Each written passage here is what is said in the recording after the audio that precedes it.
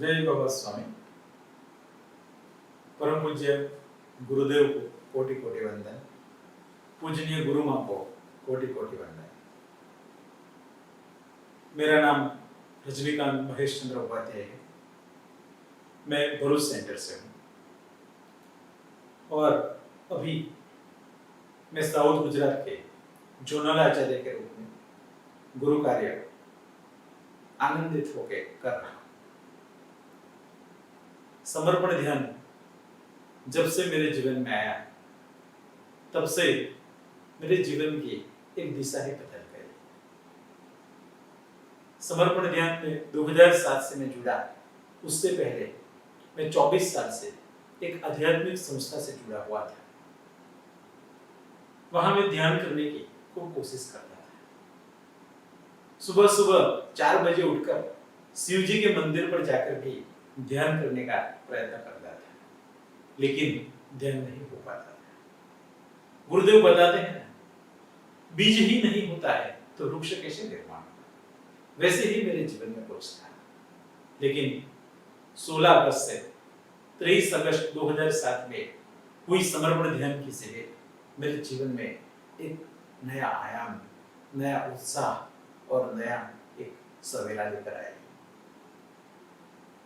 पहले दिन जब मैं शिविर में पहुंचा तो बैठा सबके पीछे, इसीलिए क्योंकि मेरे पास गीता जी, वेद और उपनिषद का सारा बहुत ज्ञान था। तो मैंने सोचा कि ये गुरु भी क्या बात करेंगे, वो तीनों की है तो बात बताएंगे। इसलिए मैंने मेरी भाई को भी बताया कि तू भी पीछे बैठ, मैं तुझे इशारा करूंगा तब हम लोग निकल जाएंगे। लेकिन गुरुदेव ने तो मेरे अति प्रिय विषय हिमालय की बात करने की शुरू की। तो फिर मेरी वाइफ को मैंने इशारा किया कि तू बैठ, और 8वें दिन उन्होंने कभी वेद, उपनिषद और गीता की बात के बिना बस अपने जीवन के जो भी प्रसंग थे ना वो सुनाए। वो सुनते सुनते कभी उनका और हमारा एक गहरा संबंध हो गया, पता ही नहीं चला। दूसरे दिन भी मैं शिविर में गया तो बैठा पीछे ही था कि कभी चले जाना हो तो आसानी हो जाए, लेकिन गुरुदेव ने कभी उठने नहीं दिया। तीसरे दिन और चौथे दिन तो ऐसी अनुभूति हुई कि मूलाधार चक्र से लेकर सहस्त्रार चक्र की यात्रा एक अद्भुत सी प्राप्त हो गई। और उसी दिन से लेकर आज दिन तक ध्यान बहुत अच्छी तरह होता रहा है। बस ये गुरु शक्ति होने की कृपा और करुणा है। बीज मिला और गुरुदेव ने 45 दिनों में उसको वृक्ष बनाने के लिए जो समय दिया, उसमें मैं थोड़ा अविश्वास करता था।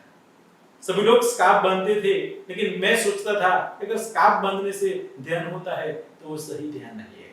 इसलिए मैं बिना स्कार्फ ध्यान करता था, लेकिन गुरुदेव तो बिना स्कार्फ भी मुझे ध्यान करवा देते थे। तो मेरी शंका भी दूर हो गई।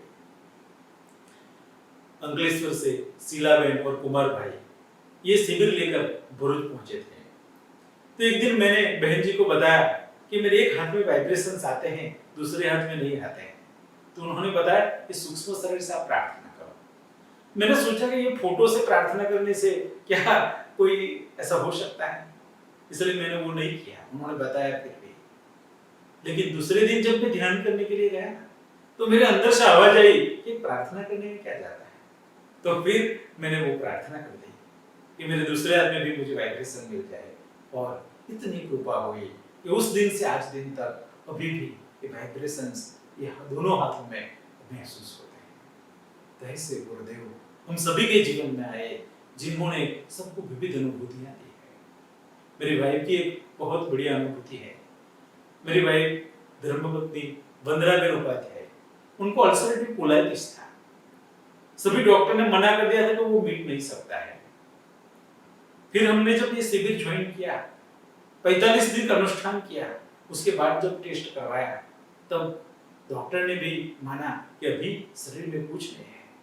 मतलब ये 45 दिनों में अल्सरेटिव कोलाइटिस जैसी बीमारी भी कहीं चली गई, वो मालूम नहीं पड़ा। ऐसे करुणावान और कृपावान गुरुदेव की छत्र छाया में ये समर्पण ध्यान परिवार एकदम सुरक्षित है। समर्पण ध्यान को हम लोग सभी मिलके वसुधैव कुटुंबकम की गुरुदेव की भावना को साकार करने वाले हम सभी साधक हैं। अगर समर्पण ध्यान में अभी 1 साल का बच्चों का सिलेबस तैयार हुआ है, वैसा ही सिलेबस हर साल बहनों के लिए, युवाओं के लिए अगर तैयार हो, उसमें कुछ गुरुदेव की अनुभूतियां, उसमें कुछ महिलाओं के लिए, महिलाओं को जो जरूरी है ऐसी बाबत है, युवाओं के लिए इनर पर्सनालिटी और साथ साथ आउटर पर्सनालिटी कैसी होनी चाहिए, और साथ साथ में ये जीवन के संग्राम में कैसे लड़ा जाता है, कैसे ध्यान हमको ये सब करने में मददरूप होता है, ये सब अगर बातें हम उनको हर हफ्ते बताते हैं तो वो हमसे जुड़े रहेंगे। तो ऐसा कुछ लिटरेचर हमारा समर्पण ध्यान का तैयार हो, ऐसी दिशा में अगर हम कोशिश करते हैं तो गुरुदेव का ये वसुधैव कुटुंबकम का स्वप्न है, वो साकार करने में हम एक छोटा सा प्रयास करके उनमें हमारा कुछ योगदान दे सकेंगे। अंत में हम सभी गुरुदेव की इच्छा के अनुसार मोक्ष की स्थिति को प्राप्त करने के लिए उनके कहे अनुसार प्रतिदिन ध्यान करके अपने आप को संतुलित, बैलेंस रख के जीवन जी सके, हम लोग अपने लक्ष्य को पा सके, ऐसी गुरु चरणों में प्रार्थना के साथ जय गौदास।